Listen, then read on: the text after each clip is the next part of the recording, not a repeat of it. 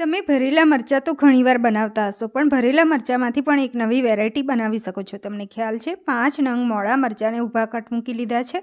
5 tablespoon ચણાનો લોટ શેકી કાઢી લીધો. એમાં ચપટી હિંગ, ગરમ મસાલો અડધી ટીસ્પૂન હળદર, 1 ટીસ્પૂન ધાણા જીરું, અડધી ટીસ્પૂન મીઠું, 1 ટીસ્પૂન લસણ ચોપ કરેલું અને 1 ટેબલસ્પૂન તેલનું મોણ નાખી મિક્સ કરી મરચાં ભરી લેવાના છે. હવે એને સાઈડ કરી લઈએ અને અહીંયા એક લોટામાં 1 કપ દહીં અને મરચાં ભરતા મસાલો બચ્યો છે એ આમાં એડ કરી લેવાનો છે અને 1 કપ પાણી નાખી ઝેરી લીધું. કડાઈમાં 1 ટેબલસ્પૂન દેશી ઘી, એમાં અડધી ટીસ્પૂન રાઈ, અડધી ટીસ્પૂન જીરું, ચપટી હિંગ, 1 તમાલપત્ર, 1 લવિંગ, 1 સૂકું લાલ મરચું અને 1 ટુકડો તજ અને મીઠા લીમડાના પાન એડ કરી કઢી વઘારી લેવાની છે. 1 કપ પાણી પણ નાખી દઈએ અને અડધી ટીસ્પૂન મીઠું, અડધી ટીસ્પૂન હળદર.